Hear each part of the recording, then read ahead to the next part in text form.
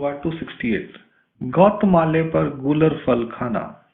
गोदावरी गंगा के स्रोत से निकलकर भगवान श्री चक्र स्वामी ब्रह्मगिरी पर ही विद्यमान गौतमालय गौतम ऋषि का आश्रम में पहुंचे। वहां एक किनारे पर गूलर के वृक्ष पर पके हुए गूलर चमक रहे थे। सारा वृक्ष गूलरों से भरा पड़ा था। वहां पास में भगवान आसन पर विराजमान हुए। वृक्ष के नीचे वहां चारों ओर गूलर के मोटे मोटे पके हुए फल बिखरे पड़े थे। भगवान ने भक्तिजनों से कहा, अरे तुम लोग इन गूलरों की ओर ध्यान ही नहीं दे रहे।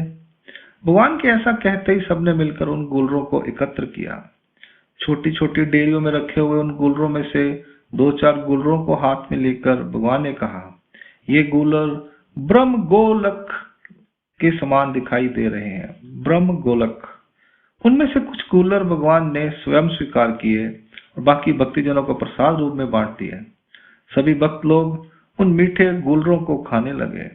इतने में भगवान ने एक पूरे गूलर को अपने मुख में डालकर कहा, बिना तोड़े हुए पूरा गूलर इस प्रकार खाया जाता है। सभी भक्तिजनों ने उस दिन भरपेट गूलर फल खाए।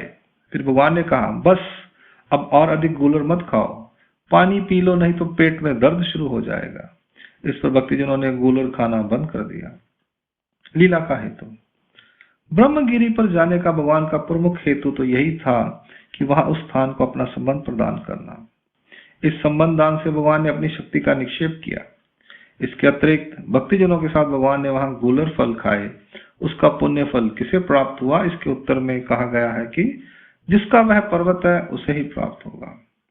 गंगा तीर के परिभ्रमण में भगवान ने हरे चनों के बुने हुए दाने तथा ज्वार के हरे बुने हुए दाने भी खाए थे, तो उनका पुण्य खेतों के मालिकों को प्राप्त हुआ था।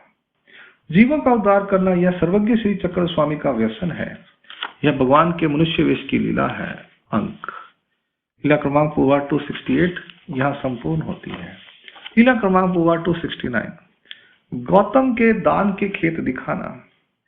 गौतमालय से वापस जाते समय भगवान ने रास्ते में गौतम ऋषि के दान के खेत दिखाए। तब भगवान ने सब भक्तिजनों से कहा, यह स्थान आपने देखा, यहाँ गौतम ऋषि के दान के खेत थे। गौतम ऋषि अपने सामर्थ्य से एक दिन में ही दान को बीजता था। उसी दिन दान पक जाता था और उसी दिन चावल तैयार हो जाते थे। फिर उसी दिन उन चावलों को पकाकर 88,000 ऋषियों को वह भोजन कराता था। पके हुए चावल जो बच जाते थे उन्हें वह यहाँ ही डाल देता था। ये उसके खेत थे।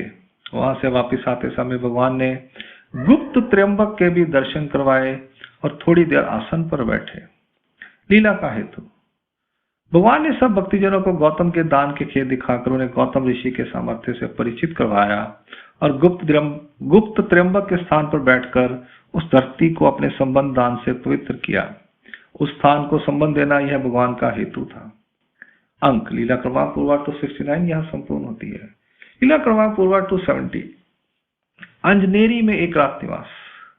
वहां से सब भक्तिजनों को साथ लेकर भगवान अंजनेरी गांव में आए। उस गांव में बुद्धाधर नाम का एक मंदिर था। उसका मुख पूर्व दिशा की ओर था। इसी मंदिर में भगवान ने रात को आराम किया। लीला का हेतु।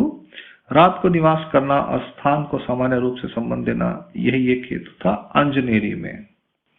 अंक लीला क्रमांक पूर्वार्ड 270 यहाँ संपूर्ण होती है। लीला क्रमांक पूर्वार्ड 271। नासिक नगर में एक रात निवास। अंजनेरी से दूसरे दिन चलकर भगवान नासिक नगर में पहुंचे। वहां भगवान ने एक रात निवास किया। लीला का हेतु। उस स्थान को सामान्य रूप से संबंध देना। अंक लीला क्रमांक 271 यहाँ संपूर्ण होती है। लीला क्रमांक 272। पंचवटी में अवस्थान। दूसरे दिन भगवान नासिक नगर से पंचवटी प्रदेश में आए। वहां विद्यमान गुफा में भगवान ने 3 दिन निवास किया। त्र्यंबक जाने से पहले भी भगवान इस गुफा में निवास कर चुके हैं। लीला का हेतु। इस स्थान पर आकर भगवान ने दोबारा संबंध दिया। संबंध तो दोबारा हो सकता है, पर शक्ति का निक्षेप दोबारा नहीं होता। शक्ति का निक्षेप तो भगवान ने यहाँ पहले ही कर दिया था। अंक लीला क्रमांक पूर्वार्ड 272 यहाँ पर संपूर्ण होती है। तो प्रणाम। जय श्री कृष्ण।